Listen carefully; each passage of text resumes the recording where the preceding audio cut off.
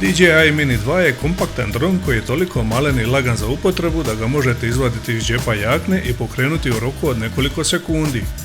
A pošto teži manje od 250 grama, trenutno ne treba registraciju i prijavu vlastima, te ga taj podatak čini najboljim kandidatom za kupovinu. Cijena mu je trenutno oko 4300 kuna, a u paketu dobijete torbicu, dron Mini 2, uputstva na svim jezicima osim na hrvatskom, punjač i 3 baterije, od kojih je jedna već u dronu, a druge 2 u zajedničkom punjaču koji služi za pojedinačno punjenje ili u kompletu. Sa strane punjač ima 2 utora, jedan je za punjenje baterija, a drugi služi za punjenje vašeg mobitela ako vam zatreba. Najbolja stvar kod novog Mini 2 je njegov kontroler. Obnovljen je u cijelosti, a jednostavnost je vrh ponude. Antena ugrađena u nosač mobitela će vam omogućiti video prijenos u 4K kvaliteti do 6 km daljine, ako nema većih prepreka između drona i antene, a ručkice za upravljanje se nalaze sa strane upravljača i jednostavno se navidaju na predviđeno mjesto i služe za precizno upravljanje. Na dronu se nalazi i nekoliko naljepnica upozorenja koja morate pročitati pa skinuti. A veliki plus ovog drona je zaštitna traka za propelere prilikom transporta.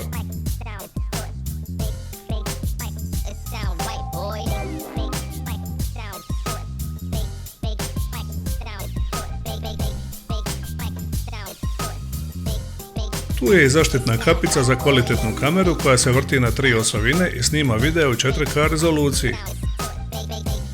I ne zaboravite odlijepiti sve naljepnice. Prilikom otvaranja propelera, prvo otvarate gornje propelere, a zatim donje.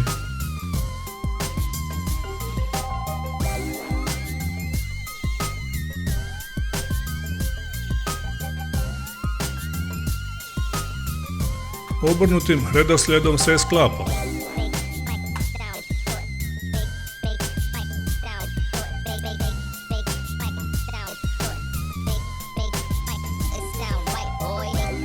I ne zaboravite kod svakog transporta koristiti zaštitnu kapicu za kameru da se slučajno ne ošteti i zaštitnu traku za propelere, jer ćete tako znatno produžiti dronu vijek trajanja. U pakiranju se nalazi 3 seta rezervnih propelera. Ako ih mijenjate, povedite računa da lijevi imaju crticu, a desni ne. A za taj zahvat imate i priložen šarafciger. A tu su i ručice za fino upravljanje.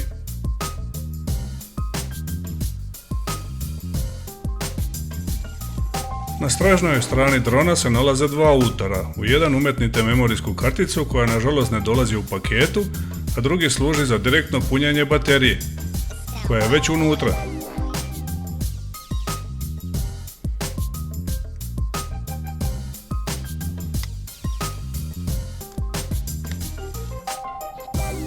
Da bi spojili mobitel i upravljač koristite kabel koji se nalazi ispod nosača za mobitel. Jednostavno spojite dio koji nema oznaku i utaknite ga u svoj mobitel.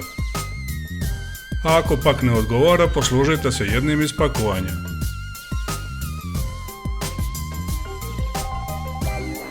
Umetanje telefona je jednostavno, a prije spajanja upravljača i drona morate instalirati aplikaciju koja se zove DJI Fly na svoj telefon i slijediti uputstva za instalaciju.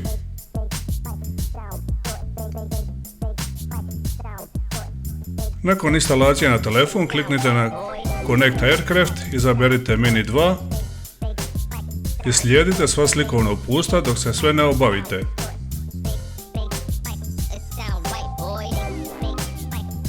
Kada ste sve uspješno obavili, upalite upravljač tako da stisnete dugme jednom pa još jednom i zadržite 2 sekunde. A isto tako i na svom Mini 2 dronu dok stalno ne zasvijetli zeleno svjetlo, koje je znak da je dron spojen sa aplikacijom i da ste spremni za polijetanje.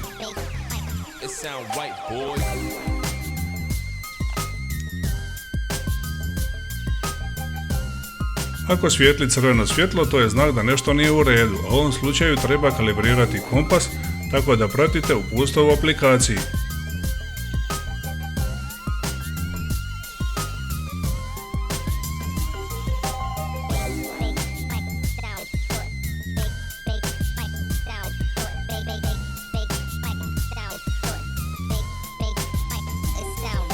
Zatim u aplikaciji klikom na 3 točkice podesite osnove.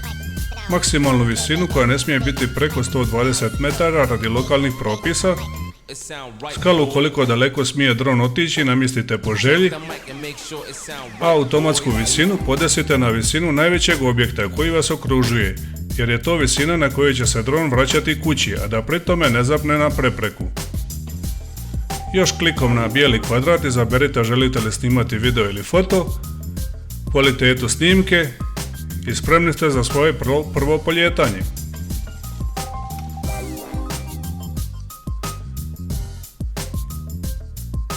Sa svoje lijeve strane kliknite na strelicu i zadržite prst na krugu dok se skroz ne napuni zelenom bojom.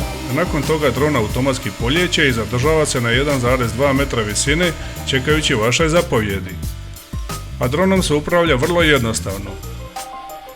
Lijeva ručica je za spuštanje ili dizanje drona, a guranje iste u lijevo ili desno okreće dron oko svoje osi u stranu.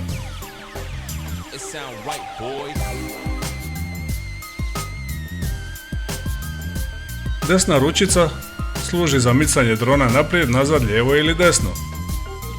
A sama aplikacija sadrži sve podatke koji su vam potrebni za siguran let. Kada ste spremni sletjeti ili kada dobijete upozorenje o skoro praznoj bateriji, ponovite postupak kao za polijetanje.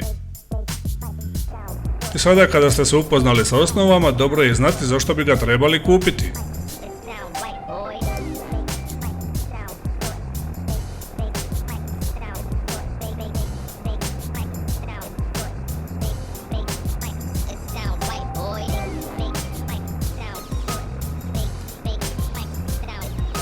A ono što bi vas moglo odgovoriti od kupovine su: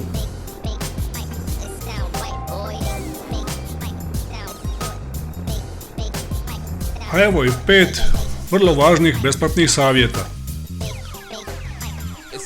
Obavezno prije bilo kakvog snimanja provjeriti stanje baterija i napunjenost upravljača kao i mobitela. Za početak vježbajte vožnju dronom na nekom većem otvorenom prostoru.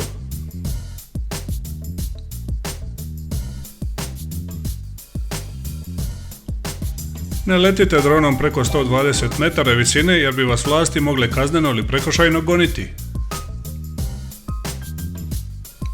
U aplikaciji sa lijeve strane na karti provjerite smije li se uopće letjeti na tom mjestu na kojem se nalazite.